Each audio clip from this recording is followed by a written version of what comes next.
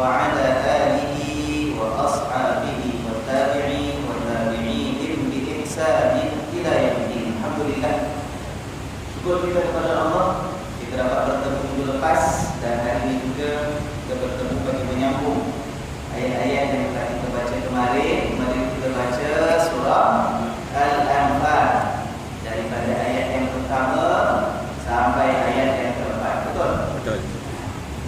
Jadi hari ini insyaAllah kita sambung berikutnya ayat yang kelima. Baik, kita ulang kaji sedikit dengan sangat ringkas. Pertama, apa makna Al-Anfal? Harta peperangan. Harta rampasan perang. Ayat-ayat ini cerita tentang harta rampasan perang daripada peperangan apa? Peperangan Badar. Okay.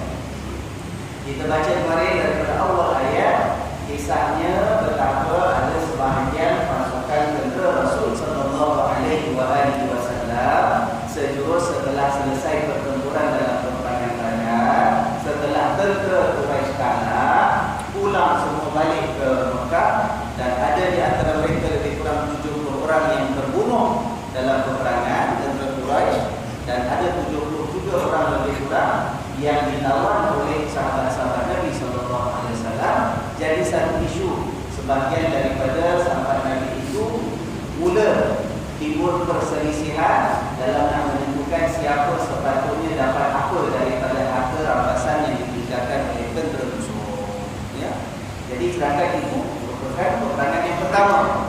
Lalu Allah Subhanahu wa taala turunkan ayat ini untuk menerangkan bahawa apa yang Allah dan Rasulnya tetapkan kamu kena taat. Jangan nak persoalkan, nak ngada-ngada minta itu, minta ini. Dialah konon dapat lebih sebab dia yang bertempur dalam medan pertempuran. Yang itu cakap dia minta lebih pasal dia yang melindungi Nabi sallallahu alaihi wasallam semasa pertempuran. Yang itu pula menuntut lebih pasal dia kata dia yang pergi kejar sampai tentera musuh lari balik ke Mekah. Pokoknya kata Allah, itu adalah ketetapan Allah dan Rasulnya. Tugas orang yang beriman ialah untuk taat dan patuh pada apa yang telah ditetapkan. Hendaklah kamu bertakwa kepada Allah dan hendaklah kamu memperbaiki dan menjaga hubungan sesama sendiri. Kemudian Allah terangkan ada ciri-ciri orang beriman. Minggu lepas kita uraikan. Ingat lagi tak ada berapa? Ada 5. Orang beriman ialah yang pertama, kalau disebut Allah gemetar hati dia. Kalau dibaca ayat-ayat Allah, mereka akan bertambah apa ni? Iman kepada Allah. Ketiga, mereka itu bertawakal kepada Allah. Keempat, mereka itu mendirikan salat. Dan yang kelima apa? Menginfakkan harta sebahagiannya yang diberikan oleh Allah Subhanahu wa taala. Baik. Kalau kita lihat ayat yang kelima nanti kita akan baca, Allah Subhanahu wa taala akan menceritakan pula tentang awal-awal peristiwa-peristiwa yang berlaku sebelum pertempuran Badar itu terjadi. Apa tuan-tuan? Kemarin cerita tentang hujungnya. Selepas pertempuran selesai, tentera musuh dah menang, dapat harta rampasan. Allah ingatkan ada 5 ciri bagi orang kalau betul-betul beriman kepada Allah, kan? Nanti ayat kelima Allah nak cerita pada cerita awal apa yang berlaku suasananya ketika mula-mula para sahabat diperintahkan oleh Allah dan dianjurkan, diajak oleh Rasulullah sallallahu alaihi wasallam untuk keluar dalam pasukan mereka sehingga berlakunya peperangan Badar. Persoalan, apa pasal cerita ujung dulu? Biasanya patut kalau cerita pangkal dulu. Betul tak? You start the story from the beginning lah. Pasal start bila dah habis dulu, dah dapat harta, dah menang, cerita tu pada ustaz balik baru cerita pada Allah. Kenapa ya ada? Bukan buku cerita. Masya Allah, mana dapat ni tuan? Menurut saya ni, terus saya ni. Sebab Quran itu bukan buku cerita tuan. Kalau buku cerita, dia ceritanya kena sequence lah. Tertib. Ceritanya mula-mula begini, latar belakang begini, siapa watak-wataknya, apa yang berlaku, kenapa sebabnya. Daripada satu episod, bawa episod yang berikutnya yang kedua, kemudian episod yang ketiga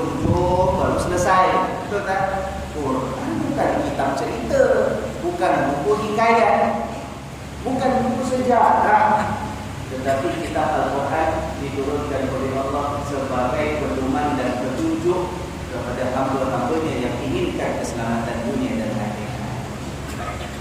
Agak-agak apa lagi kelebihan ataupun keistimewaan bila kita baca surah Al-Anfal, kisah tentang peperangan Badar? Agak-agak apakah faktor ataupun apakah keistimewaan Allah sebut hujung dulu, penghabisannya dulu, baru cerita daripada awal kemudian. Kenapa kan? Apa yang diterapkan? Apa perbezaan? Apa signifikan sini? Cuba fikirkan. Satu, menunjukkan bahawa Quran bukan buku cerita, tapi buku pedoman. Apa lagi ada? Dua. Sebagai Masya Allah. Kan? Allah Subhanahu wa Ta'ala sebut yang hujung untuk menunjukkan peringatan kepada orang beriman ini bahawa hatta dalam jihad dan peperangan sekalipun, it's not only a matter of events, but it is a matter of developing the right and positive character and attitude. Nonton luar server sambil tanya sekolah fikir. Kita dapat faham bahawa sebenarnya dalam perjuangan, pertempuran, pengorbanan, keberanian, mengangkat senjata, itu bukan masalah perbuatan dan peristiwa semata-mata, tetapi Allah nak memberikan peringatan bahawa dalam mentaati Allah, dalam melaksanakan perintah Allah, ialah bagaimana kita membangunkan sikap yang membawa kepada kebenaran. Sebab di ujungnya, setelah pertempuran, setelah bersusah payah, setelah kemarin bimbang khawatir, kan kita kata asalnya peperangan Badar, pasukan tentera itu disiapkan oleh Nabi awalnya kerana nak menghalang perjalanan satu rombongan perniagaan, betul tak?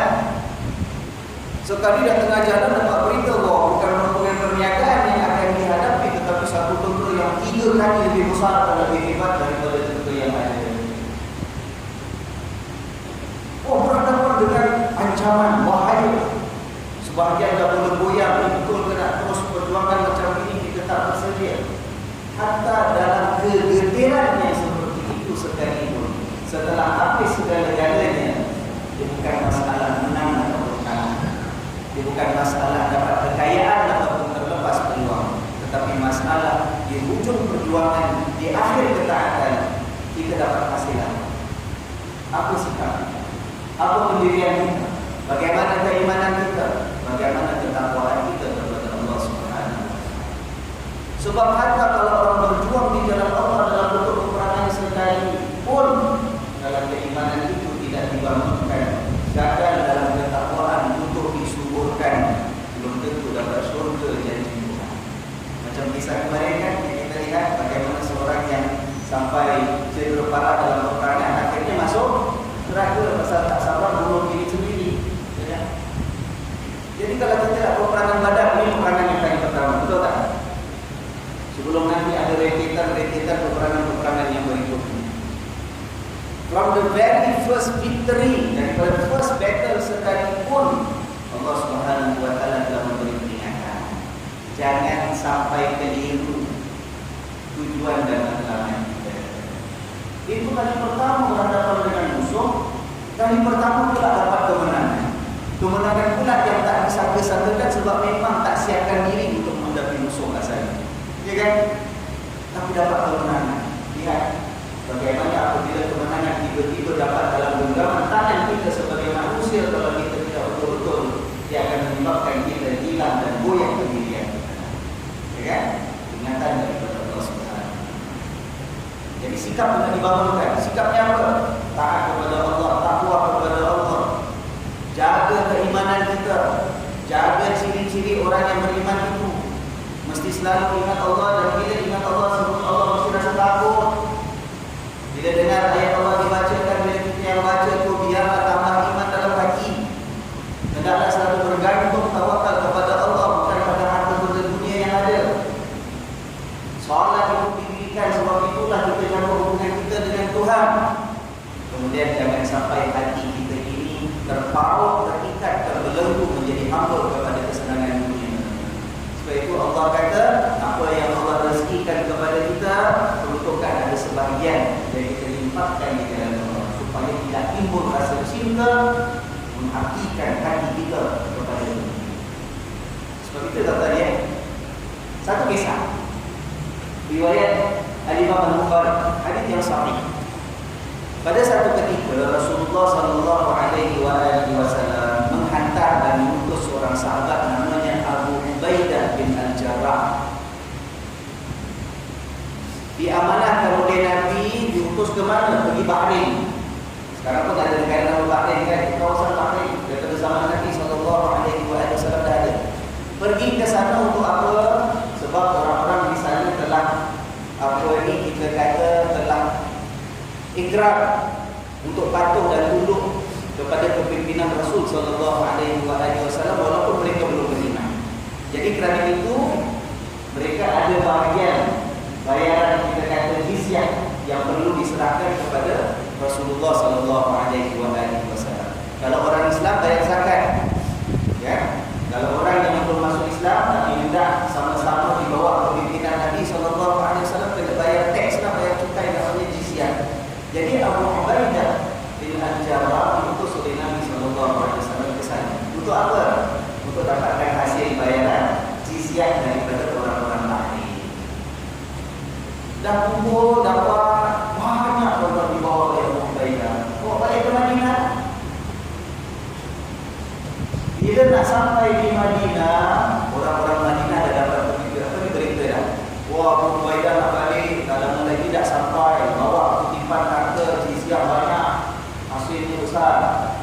Jadi sampai satu masa Abu Ubaidah bin Al-Jarrah pun sampai.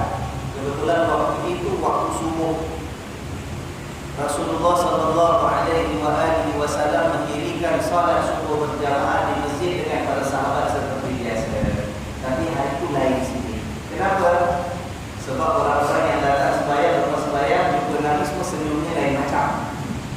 Di perang kita senyum, nampak gembira, berseri-seri wajah sahabat-sahabat. Ya kan? Rasulullah SAW mengatakan, kamu ni nampak gembira sebab kamu dengan berita Abu Ubaidah bin Al-Jarrah dah balik ke benar ya Rasulullah.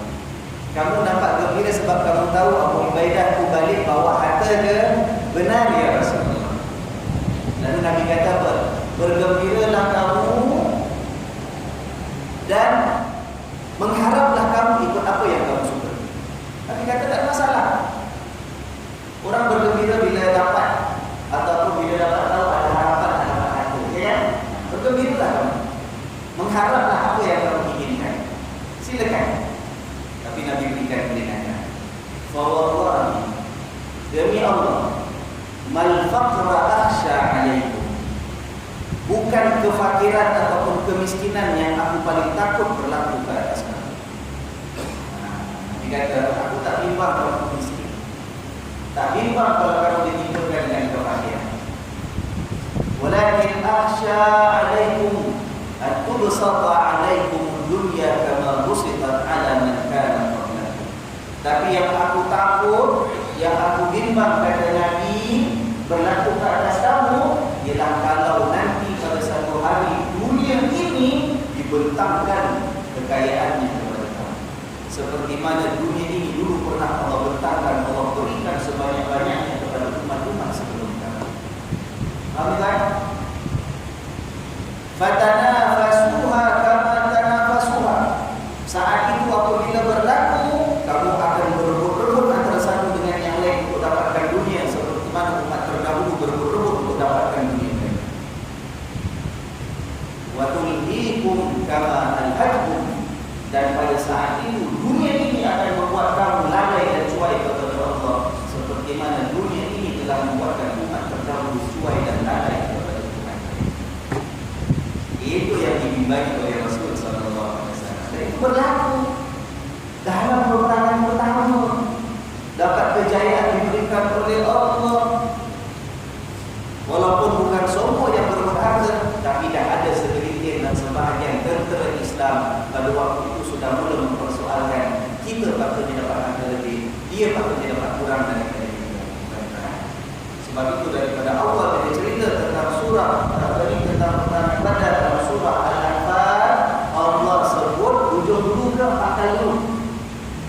Ujung peperangan itu tampil ke mana? Ujung peperangan itu kita. Because that's what matters. Itulah yang menentukan kemuliaan dan kedudukan kita. Bukan kemenangan yang zahir, bukan harta banyak mana dapat kita kutip, tidak, tapi bagaimana bermanfaat hati kita di ujung perjuangan dan bagaimana sikap kita bangunkan menjadi sikap orang yang benar-benar beriman kepada Allah. Begitu untuk kita dalam kehidupan dan suatu sekalian. Dalam kehidupan kita sebagai manusia macam-macam cita-cita kita, macam-macam impian kita. Kita berusaha untuk dapatkan apa yang kita inginkan, ya kan? Kita minta macam-macam dengan Tuhan. Ada kalanya kita sanggup berkorban untuk mendapatkan sesuatu yang lebih berharga untuk kita. Tapi ingat, apabila Allah Subhanahu wa Ta'ala memberikan hasil dan natijahnya kejayaan kepada kita, bagaimana kita melihat hati kita ini? Kita dapat kejayaan semakin jauh daripada Allah, ataupun kita dapat kejayaan membawa kita lebih hampir kepada Allah. Kita dapat kejayaan membuat kita lupa kepada Allah, kita dapat kejayaan menjadikan kita lebih malu di hadapan Tuhan. Ya, dan itu perintah. Sebab itu kalau sekalian, apabila berlaku peperangan yang kedua lepas Badar, apa peperangan kedua? Lepas Ramadan berapa? Uhud. Dan kita dah pernah cerita tentang perang Uhud. Kita lihat apa yang berlaku. Apabila peringatan ini bagi sebagian sahabat itu berikut. Okay? Masih lagi sebahagian sahabat yang meninggalkan kawasan ataupun tempat kawalan mereka dengan sebab apa? Dengan sebab tengok harta rampasan perang, dia kena berkawal tempat belakang bukit. Jangan sampai ada musuh boleh menusuk daripada belakang. Tengok yang betul kat dalam medan pertempuran dah lari dah. Tapi sahabat-sahabat yang lain yang sedang bertempur itu yang dapat mungkin hartanya sedikit demi sedikit yang ditinggalkan musuh. Dia yang berkawal adalah macam mana? Takkan dia orang dapat, kita tak dapat. Sebahagian daripada mereka, dan semua sahabat ya, sebahagian daripada mereka. Lihat, bila terlupa mereka, terlupa bahawa peperangan itu sebenarnya bukan untuk harta, tapi kerana takut mereka terlepas peluang daripada harta peninggalan musuh, mereka tinggalkan kawasan tempat jagaan mereka, terus masuk ke medan yang ada musuh mengambil kesempatan dengan pasukan berkuda datang daripada belakang, sehingga menyebabkan Rasulullah SAW sendiri cedera dan ramai antara sahabat-sahabat yang pertama juga gugur mati syahid dalam peperangan Uhud. Ya, ingatan dua peperangan, peperangan pertama dan peperangan kedua, peperangan besar. Ya. Kadang-kadang kita tak sangka Allah nak berikan kemenangan. Allah kasih kemenangan. Jangan lupa. Kadang-kadang kita yakin, kita pasti akan menang. Kita pas perang pertama dengan tak buat persiapan, dengan cuma 300 orang ada musuh 1000 orang. Kemudian jadi betul-betul malaikat datang tolong, kan? Kita ada baca ayat yang malaikat datang tolong. Bila datang pertempuran kedua perang Uhud, agak-agak apa perasaan orang-orang yang bertempur untuk Nabi SAW? Kira-kira menang gitu.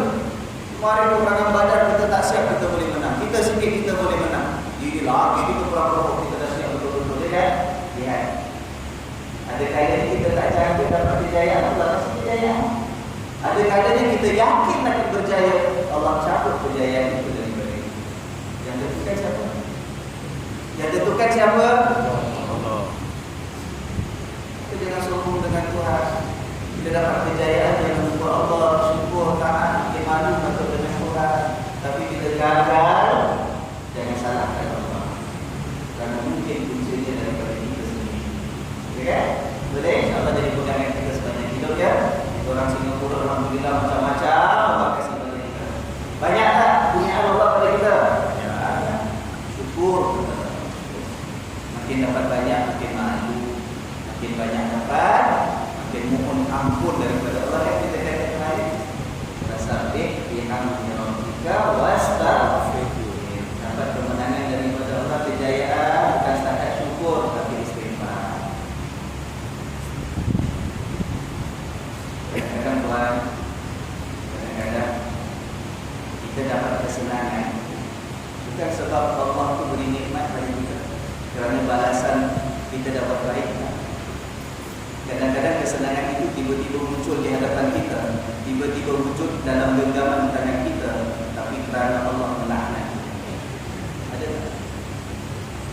namanya istidraj. Kita pernah cakap itu. Istidraj. Istidraj maknanya apa? Apabila ada seorang hamba Allah yang tidak taat kepada Allah, ingkar kepada Allah, dimurkai oleh Allah, kerana sebagai balasan Allah tak ada terus lupa, terus lalai, Allah kasih macam-macam. Padahal kita taat pun. Allah kasih bukan pasal Allah sayang pun, sebab Allah nak turunkan fitnah kepada dia. Orang seperti ini makin terus lalai dengan kesenangan yang ada. Sampai masanya datang ajal, terus Allah cabut nyawanya tiba-tiba.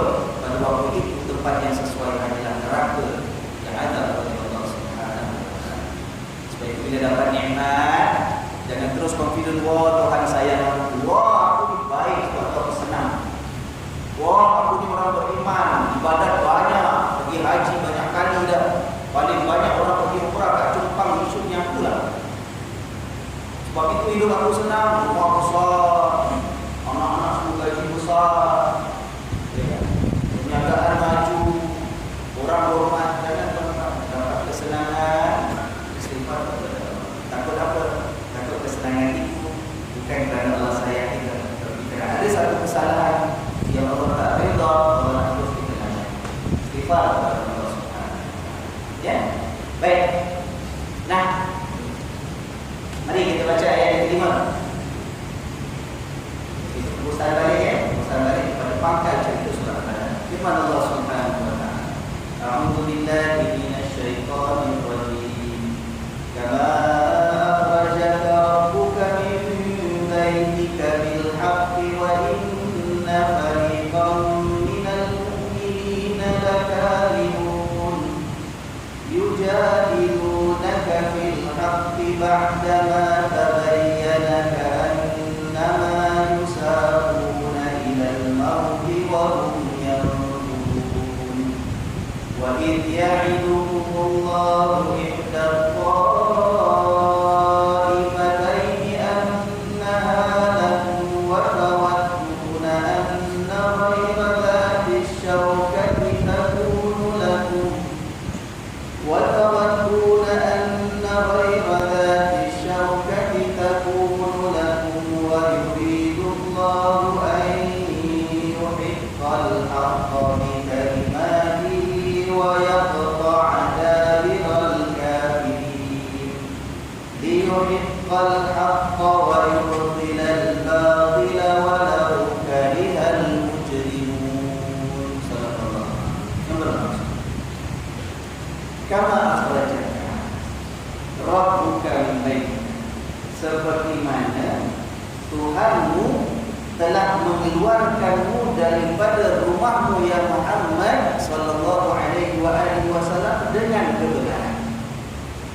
Dan wa inna fariqan, sedangkan sesungguhnya ada satu pasukan minal mu'minin, daripada kalangan orang-orang beriman itu lakarihun, yang tidak suka. Ini ceritanya begini, tuan-tuan. Pada peringkat awal, Rasulullah sallallahu alaihi wasallam itu mendapat perintah daripada Allah untuk keluar dengan satu pasukan untuk menghalang perjalanan rombongan perniagaan yang dipimpin oleh Abu Sufyan dan Mekah. Tidak datang perintah itu memerintahkan Nabi sallallahu alaihi wasallam untuk keluar daripada rumahnya dengan penuh kebenaran perintah daripada Tuhan. Ada satu golongan orang yang beriman ini yang tak suka. Karihun, tak suka. Kenapa ya? Sebab tuan-tuan, ya, orang-orang muhajir daripada Mekah itu masa hidup kat Mekah dulu kan diancam, dipukul, ada yang disiksa, yang dianiaya, ada yang sampai terkorban nyawanya, ya kan? Susah payah hidup kat Mekah. Lebih kurang 13 tahun bersama-sama dengan Rasulullah sallallahu alaihi wasallam sejak mula Nabi dapat wahyu. Bila sampai masanya Allah kata pindah. Pindah ke mana? Ke Madinah. Bila sampai ke Madinah, orang Quraisy dah tak ada.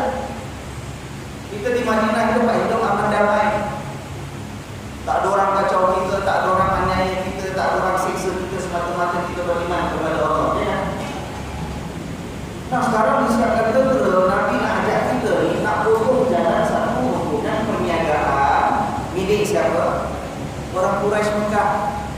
cari pasal lagi. Itu kalau orang Mekah tak puas hati macam mana? Kalau dia dendam macam mana? Kita kasih kabar bagus, tak ada orang kacau, tak ada musuh, tak ada apa. Suruh rampas pula, ataupun nak halang perjalanan rombongan kita.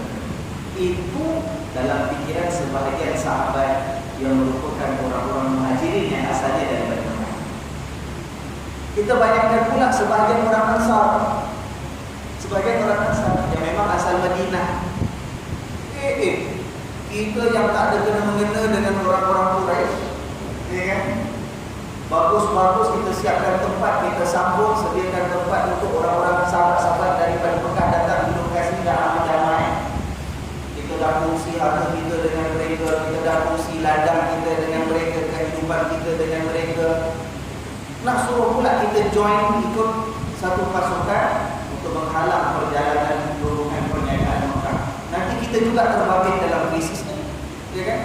Jadi sebab itu kita lihat ada sebagian sahabat tak berapa suka. Tapi begitu perintah daripada Allah Subhanahu Wa Taala.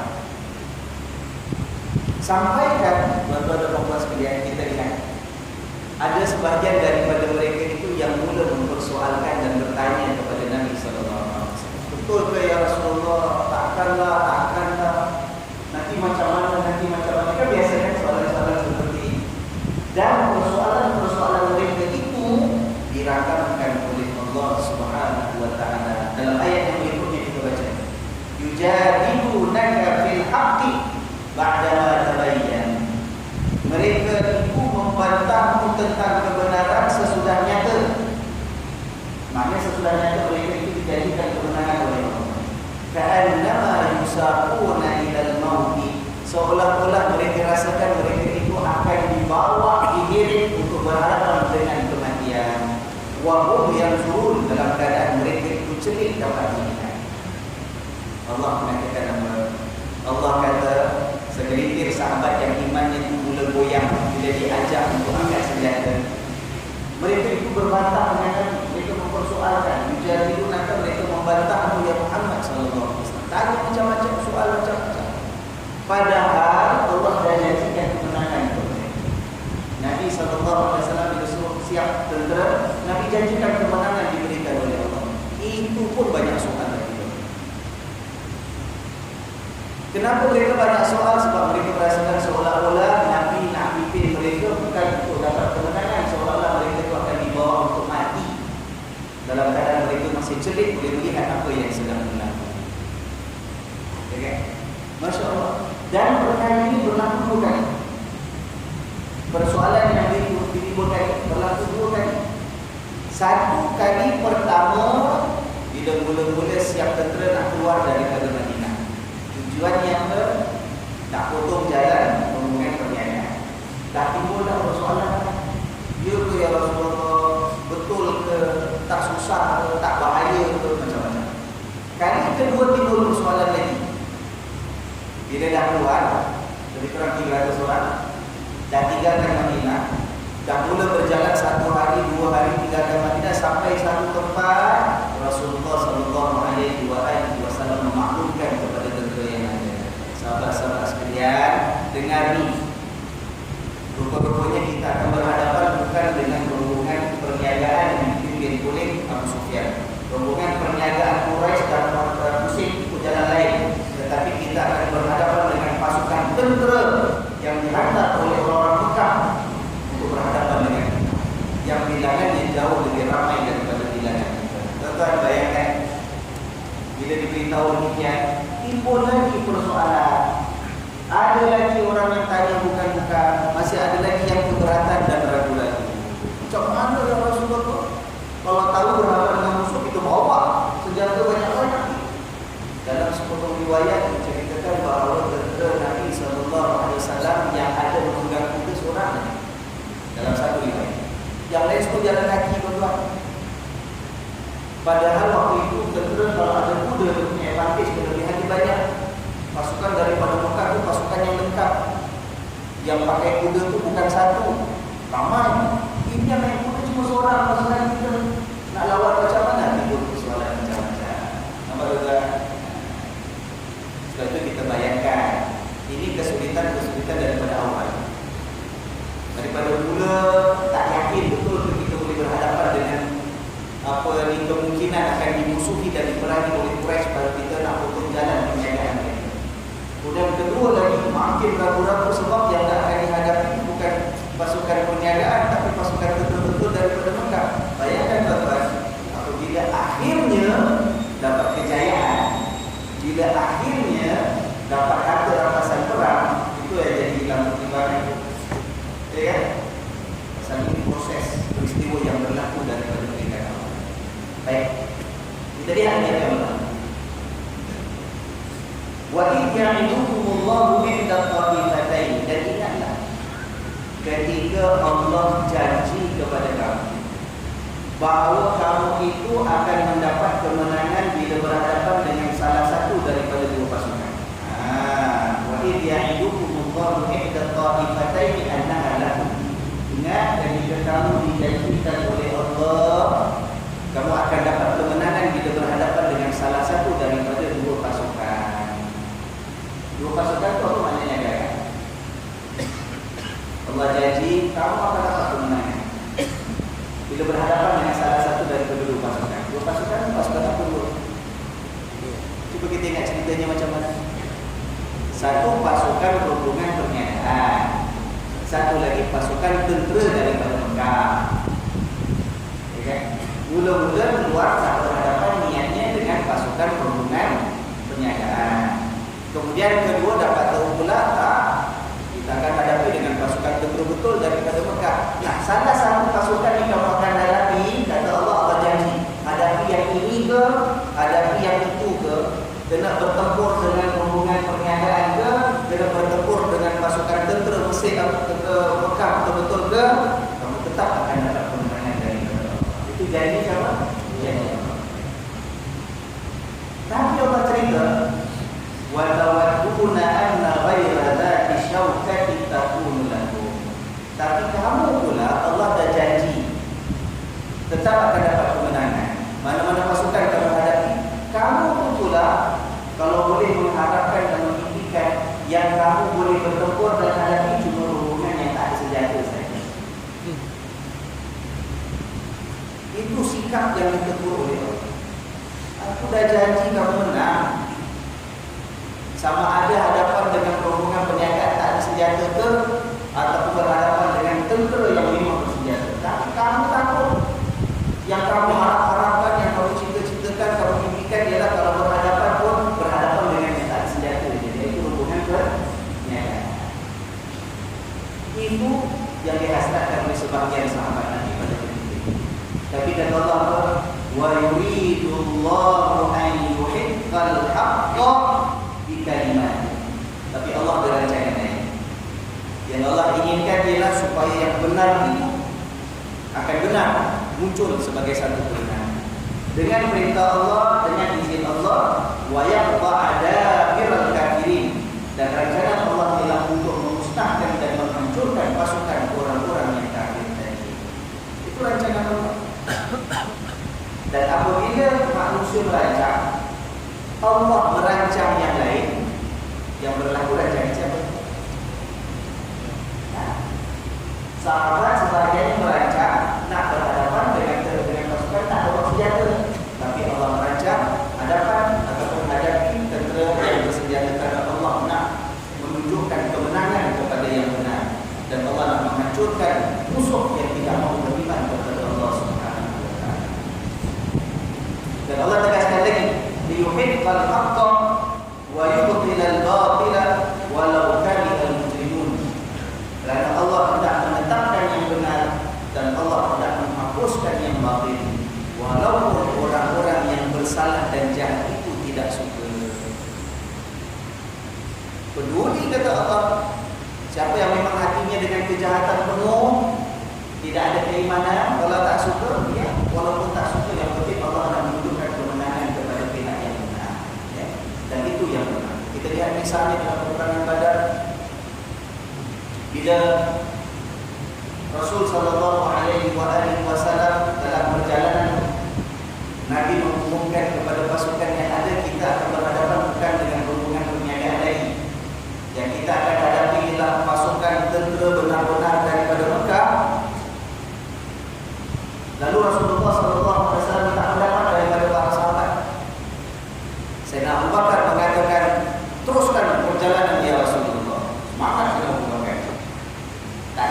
banyak, tak ada tanya macam-macam. Teruskan ya Rasulullah perjalanan kita. Sayyidina Umar sambung mengatakan, teruskan perjalanan kita ya Rasulullah. Pada ketika itu ada seorang lagi daripada kalangan orang-orang muhajirin asal Mekah, namanya Al-Miqdad bin Amr. Sayyidina Al-Miqdad mengatakan, ya Rasulullah, kami tidak akan berkata kepadamu seperti mana orang-orang Bani Israel dahulu berkata kepada Musa. Dalam Al-Quran ada ayat, pernah pada saat ketika bila Nabi Musa ajak orang-orang Bani Israel untuk bangkit berhadapan dengan kezaliman yang dikenakan ke atas mereka oleh orang-orang Fir'aun. Bani Israel takut tuan. Dia kata, idhab anta wa rabbuka faqatila inna hahuna qa'idun. Mereka mengatakan, wahai Musa, kau pergi lawan orang-orang Fir'aun itu, kau dengan Tuhan kau yang mudah. Idhab anta wa rabbuka faqatila. Wahai Musa, jangan ajak itu, jangan babitkan kita. Kau pergi je lah dengan Tuhan itu, berdua pergi berperang lawan mereka. Kami nak buat apa? Kami nak duduk di buka sini. Inna hahuna qa'idun. Itu jawaban orang-orang dari Israel terhadap Nabi Musa itu. Jadi Sayyidina Al-Miqdad menjawab makluman daripada Nabi. Dia katakan, wahai Rasulullah, perintahkanlah, kami tidak akan menjawab seperti mana jawabnya orang-orang Bani Israel dahulu. Kami dah patuh, kami dah taat, kami akan ikut, bawa ke mana pun.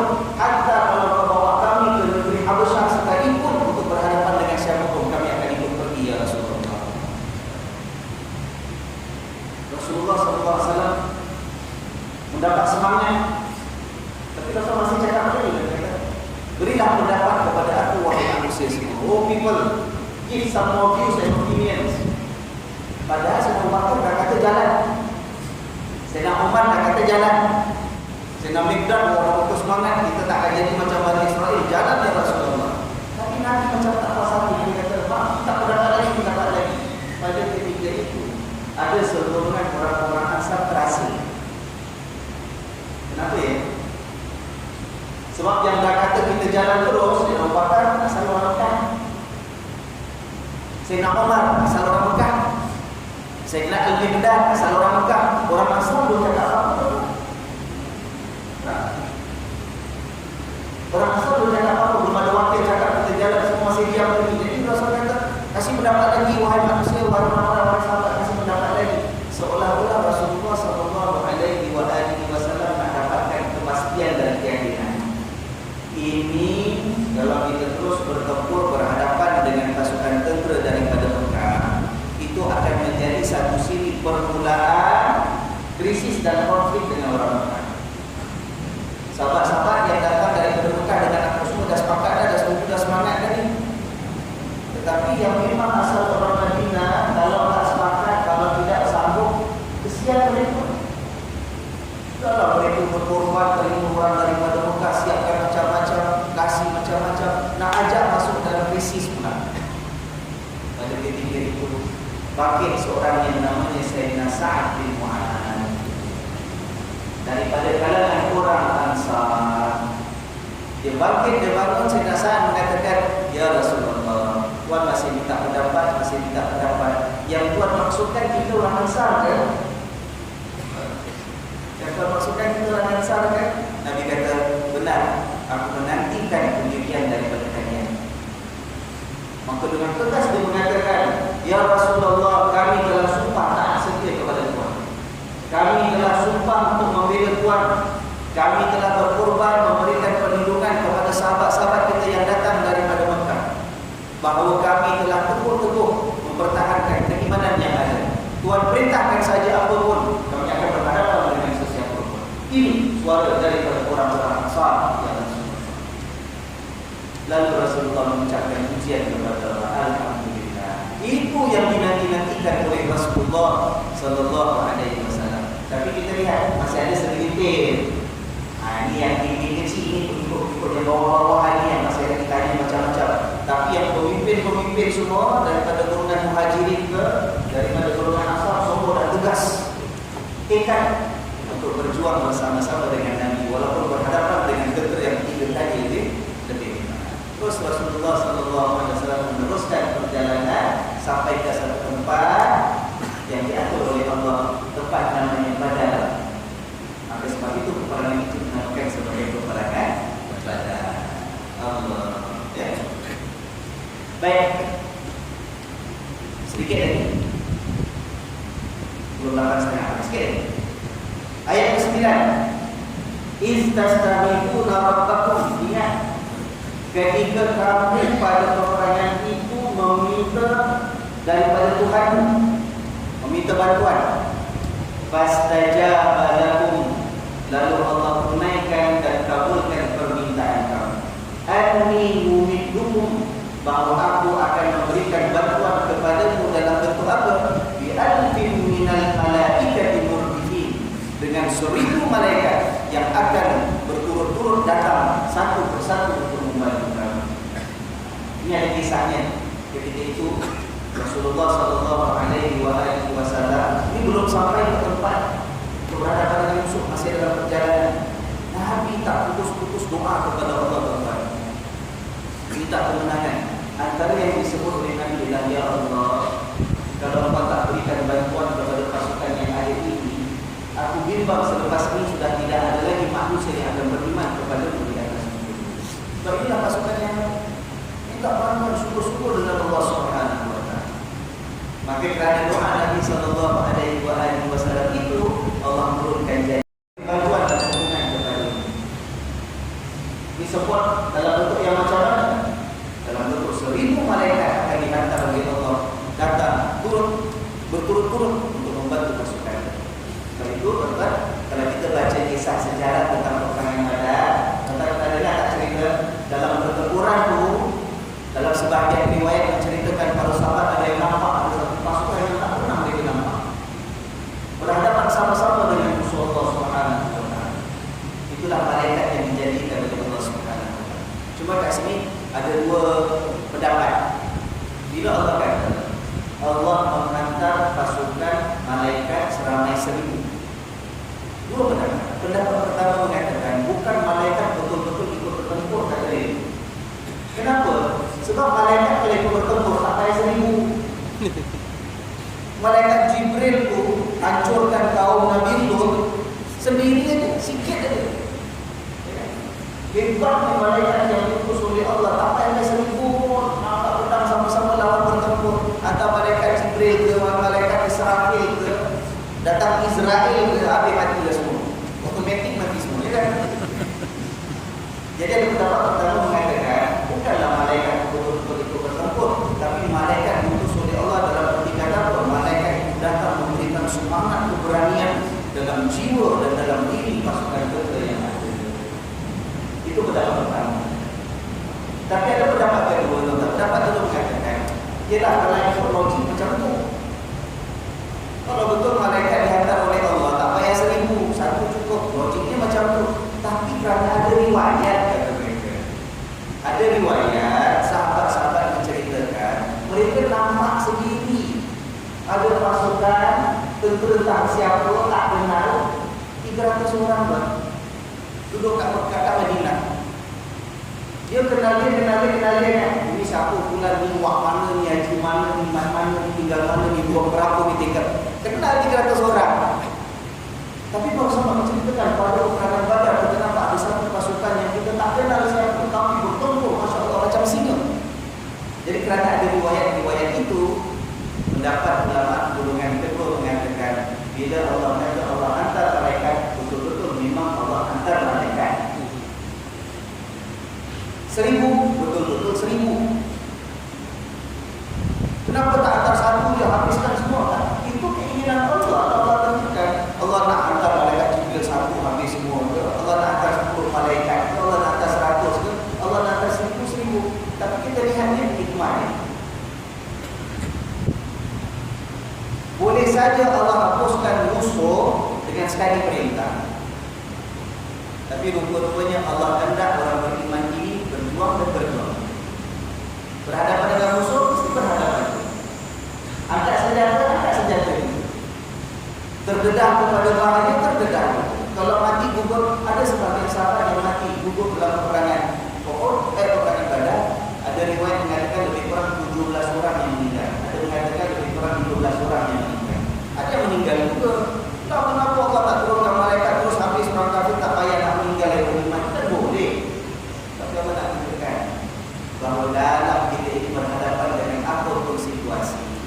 kita meminta bantuan daripada Allah, ya. Allah hantar bantuan memang, tapi janganlah kita jadikan itu alasan kita tak buat apa-apa. Usaha mesti usaha, buat mesti buat, taat mesti taat. Ada bantuan yang perlu kita, ya kan? Sebab itu kita diajar oleh Allah, there's no shortcut untuk orang beriman mendapatkan kejayaan di sisi Allah. Tak ada shortcut. Dan itulah menetap tawakal kita kepada Allah. Tawakal kami kita minta automatik kita dapat apa yang kita nak. Tak. Kena usaha, kena sabar, kena beriman, kena berserah, kena berjuang, kena penat, kena letih. Mesti walaupun 1000 malaikat datang tolong kita, ya kan? Tapi itu janji daripada Allah Subhanahu wa taala.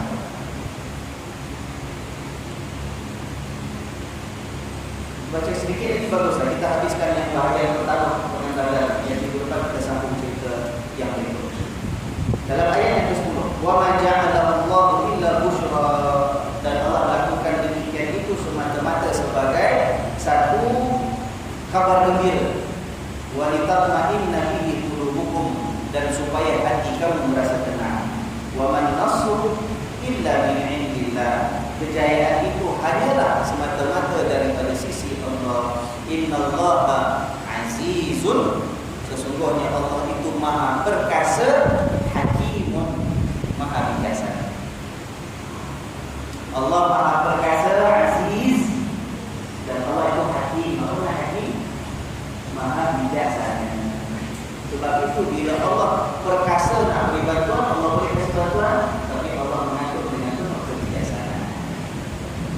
Bukan hanya isunya isu menang kalah, tak. Kalau isunya semata-mata menang ataupun kalah, macam saya katakan, Allah nak beri kemenangan terus kepada orang beriman, boleh Allah kasih. Allah nak hancurkan orang kafir terus, hancur pun boleh. Allah maha perkasa. Tetapi di sebalik keperkasaan Allah, Allah maha bijaksana.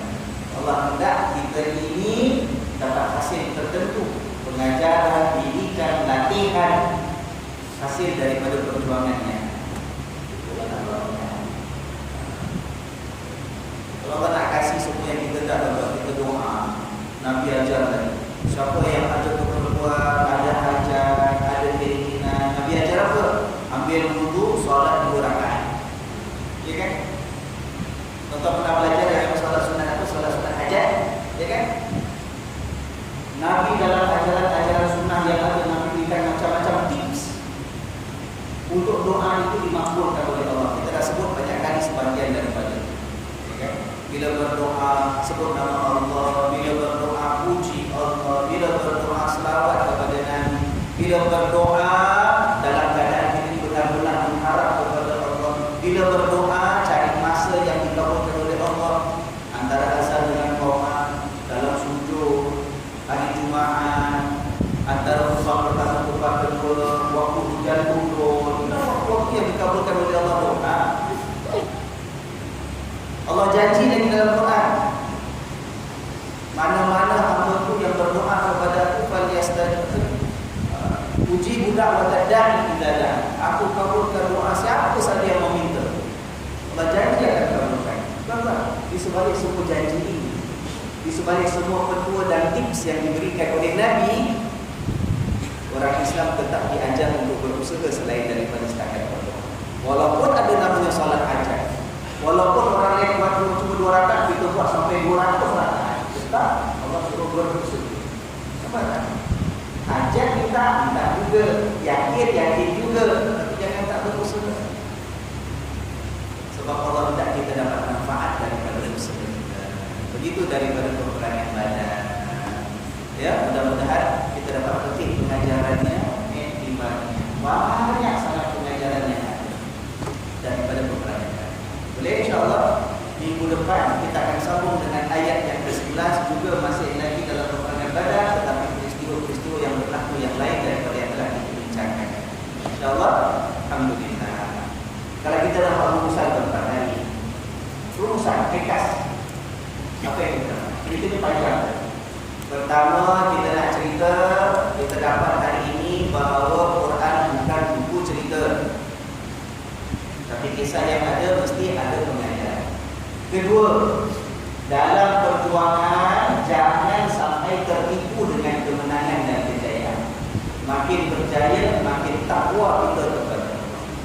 Ketiga, jangan sinau pandangan kita dengan keuntungan dan kejayaan dunia.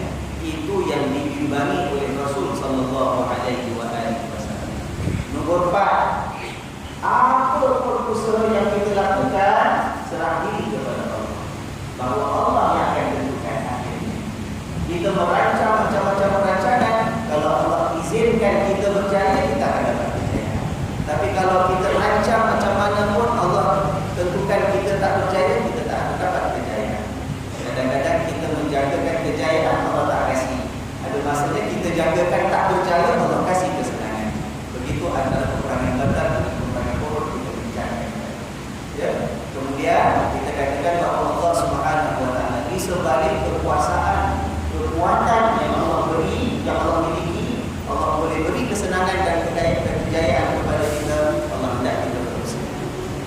Allah hantar 1000 malaikat, tapi bertempur mesti bertempur juga, ya kan? Mudah-mudahan kita terus dapat mengukuhkan keimanan kita menjadi panduan sebagai hidup kita, sehingga akhirnya kita kembali kepada Allah dalam keadaan kita berjaya mendapatkan keridaan-Nya. Amin ya rabbal alamin. Sekian sahaja untuk malam ini, sehingga kita bertemu pada minggu hadapan. Subhanallah.